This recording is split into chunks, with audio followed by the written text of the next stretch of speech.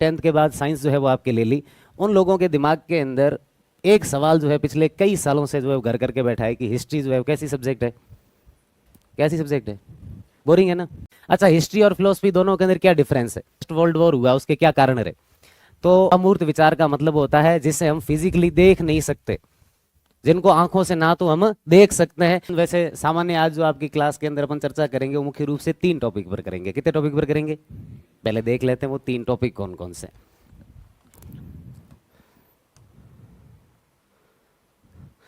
आज का जो अपना सेशन है वो मुख्य रूप से 3 पॉइंट पर है।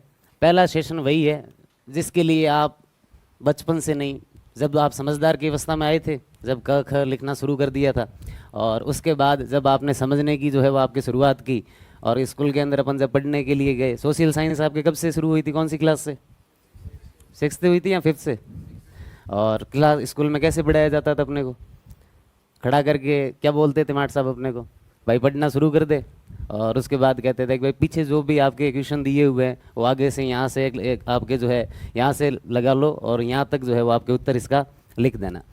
तो वहाँ से लेकर 12th तक जिन लोगों ने 10th तक जो है वो आपके 10th के बाद कोई साइंस में चले गए, कोई कॉमर्स में चले गए, किन्हीं का जो है वो आपके बैकग्राउंड आर्ट्स का रहा। लेकिन जो लोग आपके आर्ट्स से रिलेटेड रहे या फिर जिन्होंने, नहीं है बोरिंग, कितने लोगों का मानना है कि बोरिंग है सब्जेक्ट, अरे यही तो माना जाता है, तो इतना जो है अब आप सीरियस होकर बैठे हो कि पता नहीं क्या हो जाएगा। लगभग आप में से 90% लोगों का मानना है कि हिस्ट्री कैसी सब्जेक्ट है, बोरिंग सब्जेक्ट है। कि साहब उससे बोरिंग कोई भी सब्जेक्ट नहीं है, क्योंकि इसका एक कारण है ना, कि आप जो है इतिहास पढ़ते क्यों हैं, इसका हमें अगर कारण पता होगा तो शायद हमें जो है वो आपके ये बोरिंग नहीं लगेगी। बोरिंग लगने के बड़े कारण क्या है, तो कि साहब फैक्ट बहुत सारे हैं।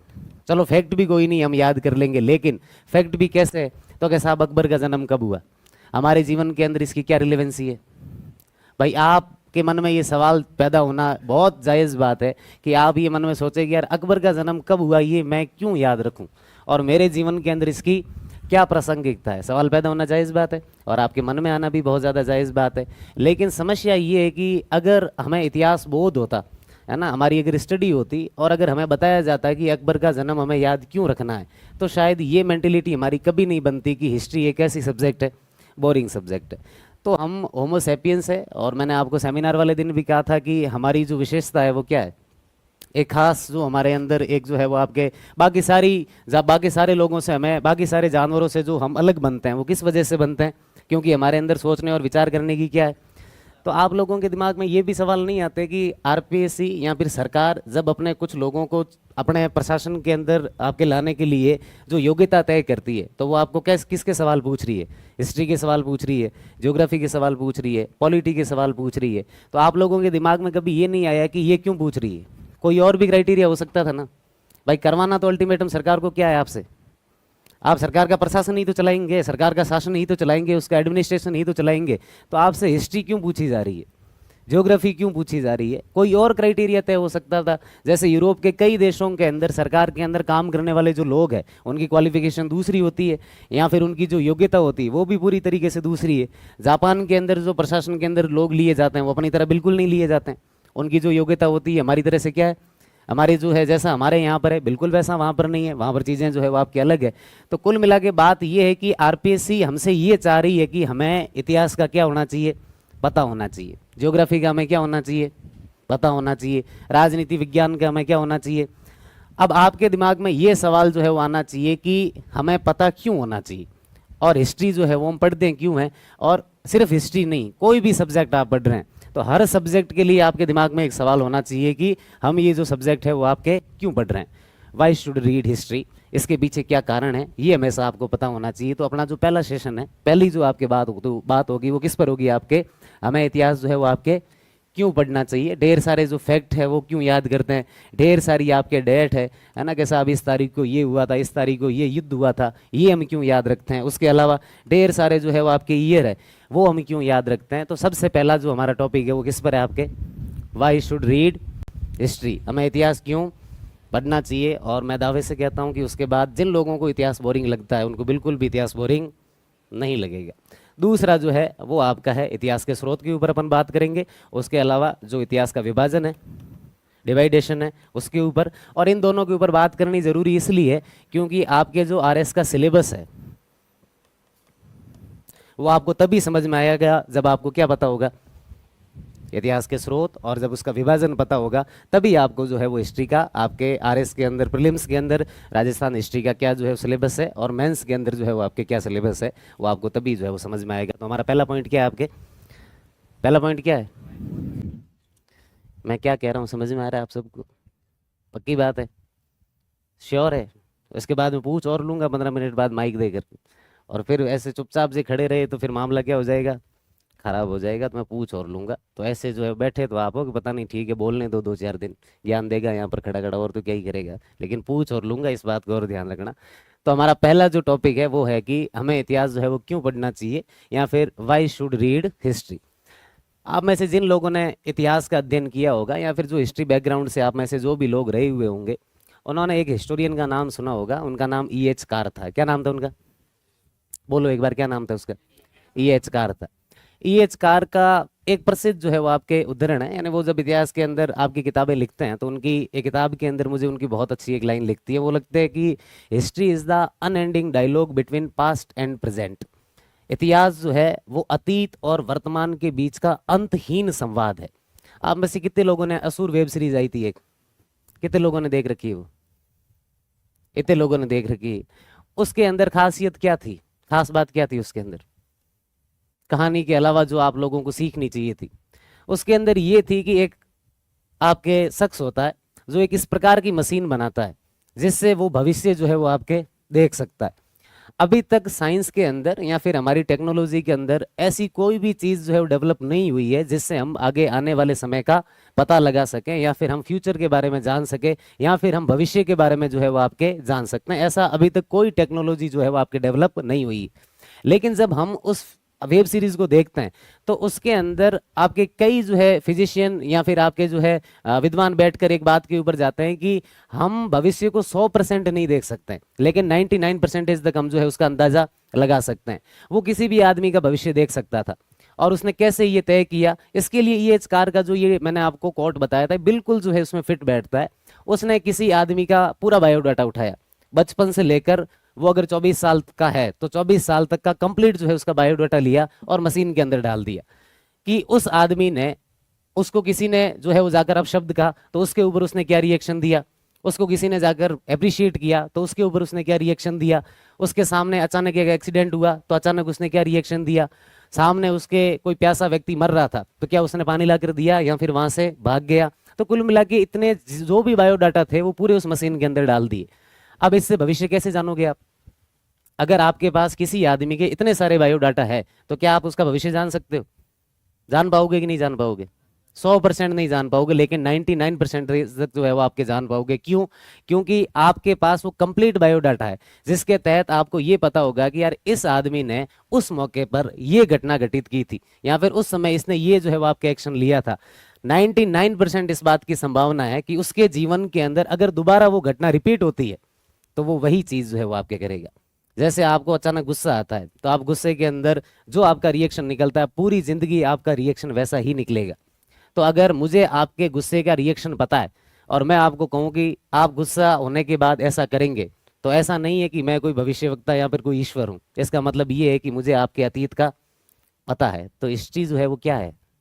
अतीत ही तो है, जो समय बीत चुका है और जो समय अभी है। जैसे आज क्या वार है? क्या वार है आज? मंगलवार है, तो सोमवार क्या हो गया? सोमवार आपका इतिहास है।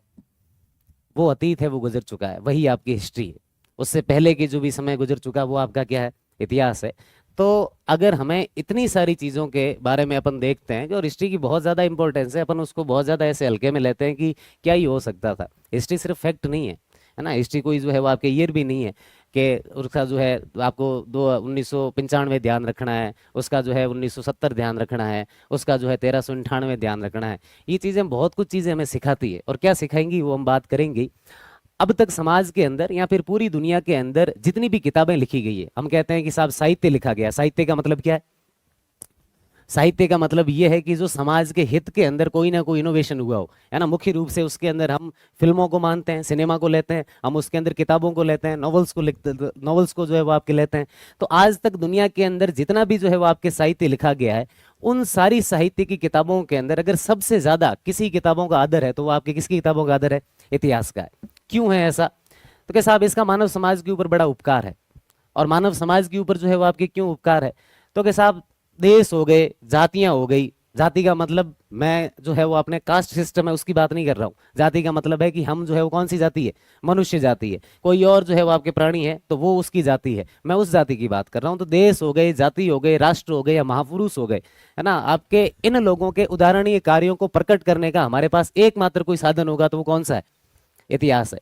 अगर आप महाराणा प्रताप को जानते हो और आप जो है कहोगे कि हम महाराणा प्रताप को क्यों ध्यान रखते हैं, तो आप जो है तुरंत बताओगे कि यार जब भी स्वाभिमान की बात है, कि जब चारों तरफ से आज इजराइल जो है, आप में से अगर किसी को बाहर का इंटरनेशनल जो भी घटनाएं घटित हो रही है उनके बारे में आपको थोड़ा बहुत अगर अंदाजा होगा, तो इजराइल देश का आप इतिहास जब पढ़ेंगे तो आपको पता चलेगा कि यहूदियों को अंग्रेजों ने एक देश दिया और उन्होंने एक देश बसाया, और वो कौन सा देश था?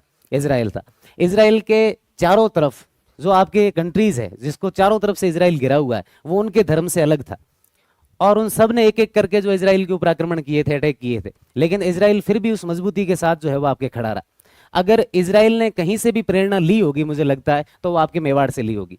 क्योंकि मेवाड़ के चारों तरफ आप देखेंगे, डूंगरपुर ने अकबर से संधि कर रखी, बांसवाड़ा ने अकबर से संधि कर रखी, सिरोही के सुल्तान ने अकबर से संधि की, मारवाड़ के राजा ने जो है वो आपके संघर्ष कर रहे थे हालांकि, लेकिन उनके पास कुछ बचा नहीं था, और मारवाड़ अकबर के पास था, तो वैसे ही उनके पास कोई शक्ति जो है वो आपके बची हुई नहीं थी। और उधर मालवा का पूरा जो आपके साम्राज्य वो पूरा किसका है? अकबर का है। चारों तरफ अकबर का साम्राज्य और बीच में जो है एक छोटा सा साम्राज्य, और वो किसका है? महाराणा प्रताप का। लेकिन उस व्यक्ति को यह पसंद नहीं था कि मैं और मेरी जनता जो है वो किसी के अधीन रहे, हम किसी के गुलाम हो जाए, ये उनको बिल्कुल भी जो है वो आपके पसंद नहीं था। तो ये बात जब आपके पास इतिहास नहीं होगा तो आप किसके माध्यम से बताएंगे? ज्योग्राफी के माध्यम से बताएंगे कि जो है आपके मेवाड़ के अंदर अरावली वहां से होकर वहां तक जाती है। तो किसी भी व्यक्ति के उदाहरणीय कार्यों को प्रकट करने का अगर हमारे पास कोई एकमात्र साधन है तो वो कौन सा है? आपके इतिहास है। अगर इतिहास नहीं होगा तो आप ना तो महाराणा प्रताप के बारे में कुछ बता पाएंगे, और ना जो भी आपके समाज से जुड़े हुए बड़े संत हो गए, चाहे दादू दयाल जी हो गए, जसनाथ जी हो गए, जाम्बू जी हो गए, इन सारे लोगों का अस्तित्व सिर्फ इसलिए है क्योंकि हमारे बीच में एक विषय है और उस विषय पर कई लोगों ने अच्छा काम किया, जिसकी वजह से हमारे पास खूब सारी इंफॉर्मेशन है, खूब सारे डाटा है और खूब सारा नॉलेज है, और वो जो है वो आपके कौन सी सब्जेक्ट है? इतिहास है। तो इसलिए हमें इतिहास क्या करनी चाहिए? पढ़नी चाहिए। एक हमारे यूरोप के बड़े जो है वो आपके विद्वान हुए थे, स्कॉलर हुए थे, जिनका नाम एडमंड वर्क था। एडमंड वर्क को जब हम पढ़ते हैं तो वो कहते हैं कि जो हिस्ट्री है वो उदाहरणों के साथ साथ तत्व ज्ञान का शिक्षण है। किसका शिक्षण है? शिक्षण का मतलब है स्टडी, है ना। तत्व ज्ञान हम कहते हैं फिलोसफी को। फिलोसफी किसी की सब्जेक्ट रही हुई है? फिलोसफी, फिलोसफी एक सब्जेक्ट होती है, दर्शन शास्त्र, है ना। आप में से किसी को पता होगा तो किसी की रही हुई सब्जेक्ट आप में से दर्शन शास्त्र? ओशो को किसी ने सुना है आप में से? सुन रखते हो, है ना। कभी ना कभी रील आपके सामने स्क्रॉल हुई होगी। भगवान बुद्ध हो गए, महावीर स्वामी हो गए, शंकराचार्य हो गए, नागार्जुन हो गए, और ढेरों, कृष्णमूर्ति, यदुनाथ कृष्णमूर्ति वगैरह। अपने भारत के अंदर खूब सारे दार्शनिक हुए। सुकरात का नाम सुना होगा, अरस्तु का सुना होगा, प्लेटो का नाम सुना होगा। ये सारे के सारे कौन है? ये दार्शनिक है जिन्होंने दर्शन के ऊपर जो है वो आपकी बात की। तो एडमंड वर्क क्या कह रहे हैं कि आपके जो इतिहास है वो उदाहरणों के साथ साथ किसका शिक्षण है? तत्व ज्ञान का शिक्षण है। वने एक तरीके से वो ये कह रहे हैं कि हिस्ट्री सिर्फ हमें उदाहरण नहीं सिखाती कि महाराणा प्रताप ने ये किया, हिस्ट्री हमें फिलोसफी के बारे में भी बताती है। अच्छा, हिस्ट्री और फिलोसफी दोनों के अंदर क्या डिफरेंस है? हम जब फिलोसफी की बात करते हैं, दर्शन की जब हम बात करते हैं, तो सिर्फ हमें ये जानने को मिलता है कि एक आदर्श समाज क्या होता है, आइडियल सोसाइटी क्या है, लेकिन क्या ये दिखता है आपको? आदर्श समाज क्या होता है ये कभी क्या अपनी आंखों से आप देख सकते हो? लेकिन आपकी सिर्फ अवधारणा है, अजम्पशन है, आप ऐसा मानते हो कि यार एक आदर्श समाज के अंदर ऐसा होना चाहिए, एक व्यक्ति को दूसरे की कदर करनी चाहिए, हर लोगों के बीच में आपके जो है मानवता रहनी चाहिए। ये आपकी एक अवधारणा ही तो है, देख थोड़ी सकते हो आप। मैं कहूं कि ईश्वर है, आप क्या ईश्वर को देख सकते हो? आज तक किसी ने क्या ईश्वर को देखा है? मैं कहूं कि जस्टिस ऐसा होना चाहिए, चलो ठीक है, न्याय हम किसी के लिए अच्छा कर दें, लेकिन क्या हम न्याय को देख सकते हैं अपनी आंखों से? कभी नहीं देख सकते। मैं कहूं पॉलिटिक्स ऐसी है, पॉलिटिक्स ठीक है, ऐसी है, हमारी अवधारणा है, लेकिन क्या पॉलिटिक्स को देखा जा सकता है? देखा जा सकता है? ये वो सारी चीजें हैं जिनको देखा नहीं जा सकता, है ना, जिसको अपन कंडीशन के अंदर कहते हैं अमूर्त विचार है। कौन से विचार है ये? अमूर्त विचार का मतलब होता है जिसे हम फिजिकली देख नहीं सकते, जिनको आंखों से ना तो हम देख सकते हैं और ना महसूस कर सकते हैं, जिसे सिर्फ जाना जा सकता है। अमूर्त विचार, एब्स्ट्रैक्ट थॉट, उसे हम क्या कहते हैं? कौन से विचार कहते हैं आपके? जिसका क्या मतलब होता है, जिसको हम आंखों से देख नहीं सकते। ये फिलॉसफी है। ये जितनी भी चीजें मैंने आपको बताई है, ये सारी हमें कहाँ क्या पढ़ने से मिलता आपके पता चलती है, फिलॉसफी पढ़ने से जो है वो आपके पता चलती है। अब फिलॉसफी ये तो कहती है कि यार आदर्श समाज ऐसा होना चाहिए, है ना। फिलॉसफी ये तो कहती है कि हर बेटे को अपने माता पिता का सम्मान करना चाहिए। फिलॉसफी ये तो कहती है कि हर आदमी को दूसरे की जो है वो सहायता करनी चाहिए, उसका सहयोग करना चाहिए। लेकिन आप ये कल्पना कीजिए कि इस पृथ्वी का कोई सबसे पहला जो मानव रहा होगा, सबसे पहला आदमी, है ना, और उसको किसी ने जाकर ये कहा होगा, बिल्कुल हमारी तरह नहीं था, हमें बचपन से संस्कार मिले हैं, हमें बचपन से हमारे माता पिता ने बताया है कि तुम्हें कहीं पर जाकर चोरी नहीं करनी है, तुम्हें एक दूसरे का सम्मान करना है, तुम्हारे पास कोई आए बड़ा है तो उसका क्या करना है, तुम्हें सम्मान करना है। ये बचपन से हमें बताया गया है। आप एक बात की कल्पना कीजिए कि वो कोई पहला आदमी होगा जिसको बताने वाला कोई नहीं था, और उसको कोई जाकर कहे कि यार तुम्हें तेरे माता पिता का क्या करना चाहिए, तो क्या वो सम्मान करेगा? और उसके दिमाग में ये सवाल पैदा नहीं होगा कि मैं क्यों सम्मान करूं? ये होगा कि नहीं होगा? ये फिलॉसफी है। लेकिन हिस्ट्री हमें ये बताती है कि जिन्होंने सम्मान नहीं किया उनके साथ क्या घटित हुआ। फिलॉसफी तो आपको सीधी सीधी बात बताएगी कि आपको सम्मान करना चाहिए, कि क्यों करना चाहिए, कि बस अच्छी बात है इसलिए आपको सम्मान करना चाहिए। फिलॉसफी इससे ज्यादा कोई उदाहरण नहीं दे सकती। मैंने क्या बोला था, एडमंड वर्क ने कहा था कि हिस्ट्री तत्व आपके उदाहरणों के साथ साथ किसकी स्टडी है, तत्व ज्ञान, यानी फिलॉसफी की जो है वो आपकी स्टडी है। तो फिलॉसफी हमारे सामने ढेर सारे उदाहरण तो रखती है ना, कि ऐसा करना चाहिए, मानव को जीवन में ऐसा करना चाहिए, मानव को जीवन में ऐसा रहना चाहिए, है ना, मानव को इस तरीके से जो है वो आपके जीना चाहिए। लेकिन कोई एग्जाम्पल नहीं है हमारे पास। मैं आपसे कहूं कि आप अगर ऐसा करेंगे तो इसके बाद ऐसा हो जाएगा, लेकिन कोई एग्जाम्पल नहीं है मेरे पास, तो आप क्यों करेंगे वो? और आपके पास क्या उस बात का जो है कोई ऐसा प्रूफ होगा कि यार इसको करने के बाद ऐसा हो जाएगा? लेकिन हिस्ट्री आपको जो है वो क्या देती है, प्रमाण देती है, आपको ढेर सारे जो है एग्जाम्पल देती है। जैसे कि फर्स्ट वर्ल्ड वॉर हुआ, है ना, फर्स्ट वर्ल्ड वॉर के क्या कारण थे? तो संभावना थी कि जब फर्स्ट वर्ल्ड वॉर आपके होकर खत्म हो गया तो सेकेंड वर्ल्ड वॉर के अंदर उतना नुकसान नहीं हुआ जितना फर्स्ट वर्ल्ड वॉर के अंदर हुआ। क्यों नहीं हुआ? क्योंकि फर्स्ट वर्ल्ड वॉर के कारण भी हमें पता थे, फर्स्ट वर्ल्ड वॉर के परिणाम भी हमें पता थे, फर्स्ट वर्ल्ड वॉर को कैसे रोका जा सकता था इसका भी हमें पता था, क्योंकि इतिहास के अंदर फर्स्ट वर्ल्ड वॉर जो है वो आपके हो चुका था। तो समझ में आ रही कि नहीं आ रही मैं आपसे क्या कहना चाह रहा हूँ? कुल मिला के मेरा कॉन्टेक्स्ट समझ में आया कि नहीं आया, है ना? तो वही बात है कि आप फिलॉसफी पढ़ते हैं, फिलॉसफी के अंदर हमें ढेर सारी चीजें पता तो चलती है, लेकिन एग्जैक्ट अगर हिस्ट्री के अंदर हम देखें तो हमें ढेर सारे उदाहरण मिल जाते हैं जिससे फिलॉसफी जो है वो आपके प्रूफ हो जाती कि हाँ बिल्कुल जो आपके फिलॉसफी बात कह रही है वो क्या कह रही है, सही जो है वो आपके कह रही है। तो एक और जॉर्ज संताइन करके हिस्टोरियन हुए थे, वो बड़ी अच्छी बात जो है इसके ऊपर लिख के गए कि जो लोग अतीत को भूल जाते हैं, है ना, जो लोग कहते हैं कि हिस्ट्री बोरिंग होती है, कि जो लोग अतीत को भूल जाते हैं वो इतिहास को दोहराने के लिए अभिशप्त होते हैं। मतलब जिन लोगों को ये नहीं पता है कि मैं ये कर्म करूंगा और इसका ये परिणाम होगा। जिसने हिस्ट्री पढ़ी है, जिसने अतीत को जाना है, जिसने बीते हुए समय को जाना है, तो उसको तो पता होगा कि अगर मैं ऐसा काम करूंगा तो इसका ये रिजल्ट होगा। लेकिन जिसको ये नहीं पता है तो वो कुछ भी काम करेगा और वो इतिहास को वापस दोहराने के लिए क्या है, अभिशप्त है। फिर वापस एक बार जो है वो आपके दुनिया के अंदर वर्ल्ड वॉर होंगे। तो फर्स्ट वर्ल्ड वॉर होने के बाद भी सेकंड वर्ल्ड वॉर क्यों हुआ, मैं बात कह रहा हूँ उसमें तो ये बात कॉन्ट्रोडिक्टरी है। आप कह रहे हो कि हिस्ट्री जो है हमें बहुत सारी चीजें बताती है और बताकर हमें कहती है कि साहब आपके इस प्रकार से ये चीजें हुई थी, तो ऐसा हमें दोबारा ऐसी स्थितियां पैदा नहीं करनी चाहिए। भाई फर्स्ट वर्ल्ड वॉर हुआ, उसके क्या कारण रहे, तो वो खत्म होने के बाद हमें ऐसी स्थितियां कभी वापस पैदा नहीं करनी चाहिए थी, लेकिन वापस फिर भी हुई, सेकेंड वर्ल्ड वॉर फिर भी हुआ। तो ये उन लोगों की भूल थी जिनको अतीत का पता नहीं था, और जिनको अतीत का पता नहीं होता है वो वापस उस अतीत को दोहराने के लिए क्या होते हैं, अभिशप्त जो है वो आपके होते हैं। तो फिलॉसफी और हिस्ट्री दोनों जो है वो आपके पैरेलल चलते हैं। बस फिलॉसफी हमें थोड़ी बहुत चीज़ें अलग तरीके से बताती है, हिस्ट्री हमें उदाहरणों के साथ जो है वो आपके बता देती है। तो इसी प्रकार हिस्ट्री जो है वो हमें भूतकालीन आचार विचार, किसी समाज के अंदर लोगों का सोचना क्या था, है ना, उनकी क्या संस्कृति थी, उनकी क्या शासन व्यवस्था थी, उनका क्या एडमिनिस्ट्रेटिव सिस्टम था, उनका क्या पॉलिटिकल कल्चर था, उनका क्या जो है वो आपके सोशल स्ट्रक्चर था, इन सारी चीज़ों का हमारे सामने एक बहुत खूबसूरत और सुंदर चित्र हमारे सामने बनाता है। और हमें इतिहास ये बताता है कि किसी भी जाति की किस प्रकार से उन्नति हुई, किस जाति की किस प्रकार से अवनति हुई, किस प्रकार सामाजिक संगठन, सोशल ऑर्गेनाइजेशन टूट जाते हैं, सामाजिक संगठन टूटे और भारत अंग्रेजों का क्या हुआ, गुलाम हुआ, है ना। परस्पर लोगों के बीच में मतभेद थे, तो 1192 के अंदर पृथ्वीराज चौहान की तरह इनके युद्ध के अंदर हार हुई और भारत जो है वो आपके विदेशी लोगों के क्या हो गया, अधीन हो गया। तो जब सामाजिक संगठन टूटेंगे, है ना, जब यहाँ के लोगों के बीच में परस्पर मतभेद पैदा होंगे, तो जो है वो आपका देश किसी का गुलाम होगा ही होगा। पर हमें ये अगर पता भी कहीं से चलेगा तो कहाँ से चलेगा, इतिहास से। हम आगे आने वाले समय के अंदर हमें पता रहेगा कि अंग्रेजों ने भारत को किस प्रकार से अपने अधीन किया था। हमें पता है कि हमारे सामाजिक संगठन टूटे थे, हमें पता है कि कुछ कसूरवार जो है हम रहे थे, हमारी कुछ गलतियां थी। आगे संभावना कम है कि कोई भारत के ऊपर आएगा और भारत के ऊपर क्या कर लेगा, अधिकार कर लेगा। क्या कर सकता है कोई वापस? क्योंकि हमें पता है कि अंग्रेजों ने किन कारणवश या फिर कौन जो है वो कौन से कॉजेज की वजह से उन्होंने भारत के ऊपर जो है वो आपके अधिकार किया था। तो एक बड़े और विद्वान हुए थे, उन्होंने कहा था कि अगर किसी भी देश को अधपतित या फिर पराधीन बनाए रखना है, पराधीन का मतलब है उसे डिपेंडेंट बनाए रखना है, गुलाम बनाए रखना है। अधपतित का मतलब है कि उस देश का कोई भी विकास होना ही नहीं चाहिए, उस देश में कुछ भी नहीं होना चाहिए। तो अगर किसी भी देश को अधपतित या फिर पराधीन बनाए रखना है तो उस देश के सही इतिहास को मिटा दिया जाए।